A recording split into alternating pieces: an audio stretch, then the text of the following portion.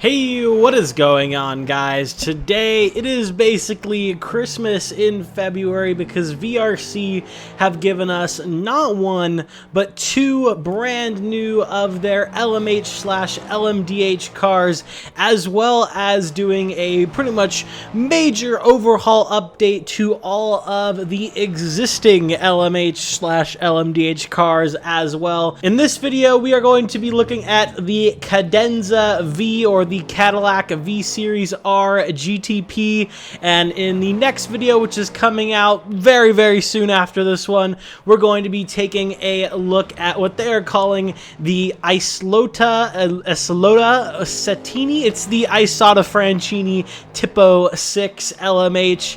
I was originally going to put these into two videos, but I really wanted to do one for each to let them both have their time in the sun, as well as I'm going to make a third video at a little bit later, probably in the next couple days here. I don't know if it'll be on this channel or my second channel, but taking a look at their existing roster as well to see the updates and changes that have gone on to the Alpine, Ferrari, and Peugeot. But let's get into the Cadillac. Of course, this has got to be probably my favorite LMH/LMDh car, seeing it especially at the Rolex 24 this year.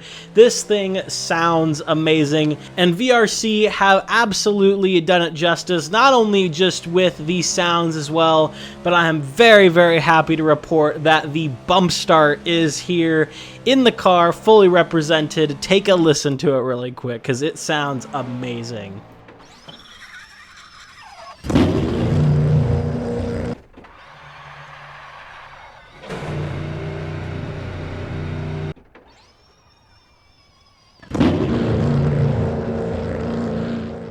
I gotta say, being trackside, the Cadillac, the 5.5 liter naturally aspirated V8, it resonates in your body. You feel it in your chest. And if you've been to any WEC or IMSA races where this car has been racing, I'm sure you will know exactly what I'm talking about. VRC have absolutely hit it out of the park with the sounds, and the bump start being here as well is just the icing on the cake.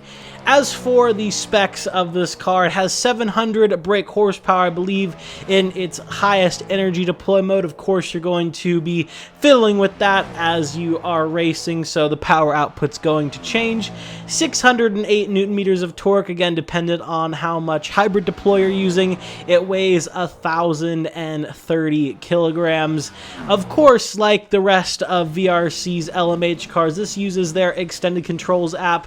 At least for me, it seemed like all of my keybinds ported right over to the Cadillac, but definitely take a look, especially after this update, for all the cars, that everything's still there and nothing's gone changed or missing or anything like that. But for me, everything seemed to be there and everything worked kind of right out of the box, so that is very nice to see. As for the model quality, of course, it is absolutely fantastic. Interior and exterior all looks amazing. And as for the physics, I feel like in my testing you're going to find with all of these new GTP cars, the biggest thing is that the rear end is a lot more lively, especially on cold tires.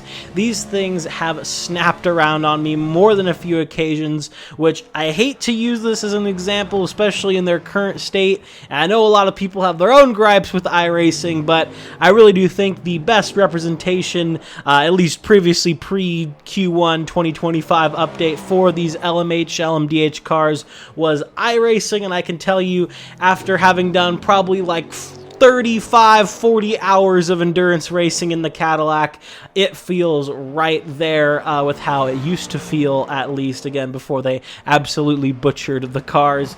But these things feel very nice, very believable, and they are a little bit harder to drive, which is to be expected, of course. These things are top-of-the-line prototypes. Not anyone can just jump right in and drive them. The biggest changes made under the hood that are giving that feeling of oversteer and snappiness this is mostly that the TC has kind of been toned down a little bit, as well as the tires are a lot more sensitive to temperature changes, so especially when they're cold, they are going to be cold, so you definitely need to take it easy on them. As well as with the brakes, you're going to notice pretty much on the first whole lap, extend your braking zones by about like 50 meters because you need to give them time to warm up. But once you get there though, this thing feels very planted. They all do, and is very, very fun to drive. I could go on all day gloating about this car, but I think it's time I shut up now and let you take a listen to it and let it speak for itself.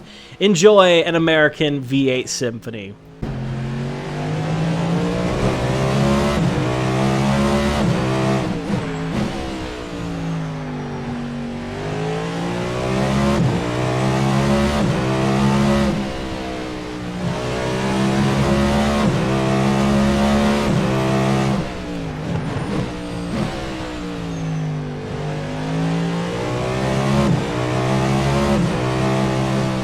So yeah, it is a fantastic car. You can get the Cadillac individually for $549 USD, or if you're interested in the Isotta Francini Tipo 6, you'll be able to pick up the Cadillac Tipo 6 as well as the Alpine, if you haven't already, in their ProtoH Pack 2 for around $14 USD, which is a fantastic price for 3 amazing LMH/DH cars. But that's all I really have to say for this video for now. Again, be sure to stay tuned for my dedicated video on the Isotta Francini, as well as a little bit more of an in-depth video on the changes to all of the existing cars as well. But that is all I have for you guys for now. Thank you for watching. Enjoy the Cadillac, and I will see you all in the next one.